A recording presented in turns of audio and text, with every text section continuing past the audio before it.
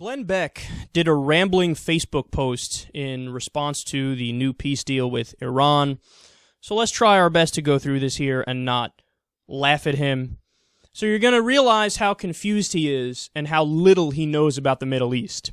He says the following, quote, "For years I have warned the world against turning a blind eye to those who run Iran. They are beyond radical Islamists. They, like ISIS, are psychotic Islamists." So already you're comparing the Iranian regime to ISIS, except there's one problem with that. Iran is Shia. They are fighting ISIS, who are fundamentalist Sunnis. They're Salafists.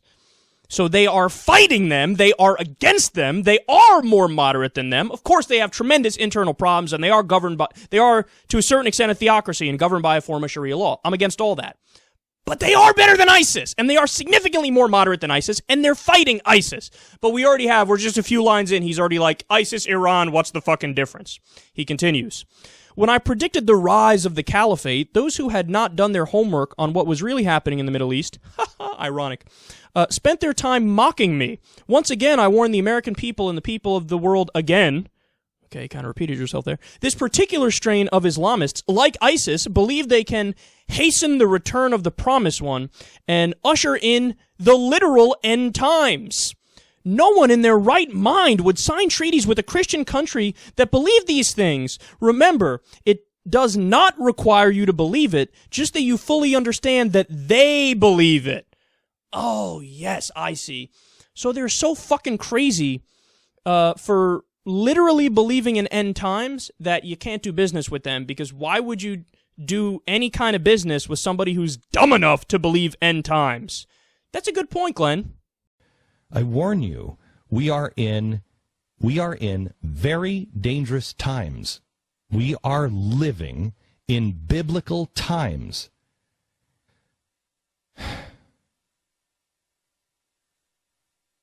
I told my staff a long time ago,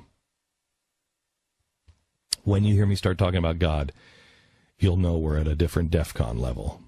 When you start hearing me use the words Jesus Christ on the air, because I know what it does to my popularity, I know what it does to, I know what it does.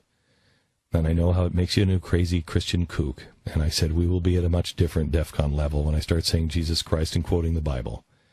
If you ever hear me mention the Book of Mormon on the air, we are at the end.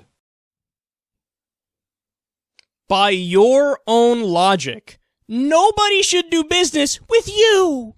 He's not done yet, though. He's going to continue to compare Iran to ISIS. Quote, "What this president has done will be remembered as something far worse than Neville Chamberlain," who, of course, gave away territory to Hitler. "It will only be a matter of time before millions cry out his name in despair and contempt. A Holocaust, perhaps bigger than the last, where millions of Christians and even Muslims who are not Muslim enough will die at the hands of the Islamic State." Notice what he did there. Total bait and switch. So he starts out by talking about how, yeah, Iran, they're fucked up. They're kind of like ISIS. And then he kind of brings it up again later in the article. And then by the end, he just does a bait and switch and says, millions of Christians and even Muslims who are not Muslim enough will die at the hands of the Islamic State. What the fuck does that have to do with Iran? Iran is fighting those people. Iran is fighting those people. Iran is fighting those people. Need I repeat myself? Now, again, man, this is in no way, shape, or form a defense of the domestic policies of Iran. The Ayatollah is a crazy person. The Ayatollah is a fundamentalist. The policies that they implement against their own people are fucked up. But you have to understand that they are a bulwark in the region against ISIS, and they're obviously significantly more reasonable than ISIS. The Shias have no dreams of a global caliphate wherein they're the leaders. That's just not true. That doesn't exist. Now, the Salafists and ISIS and the Sunni fundamentalists, they do have those goals. They do have those dreams. Okay? And again, Iran is fighting them, but in Glenn Beck's mind, they're Muslims. They're all the same. And you, ironically, are actually making it easier for them to get a nuke.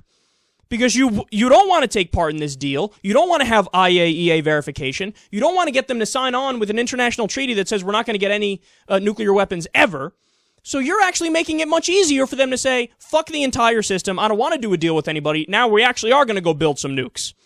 And this is just a perfect metaphor for Glenn Beck and the ultra-right in a nutshell.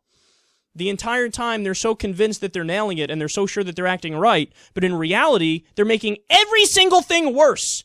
Under Glenn Beck's ideal scenario, ISIS would become more powerful and Iran would be much more likely to build a bomb.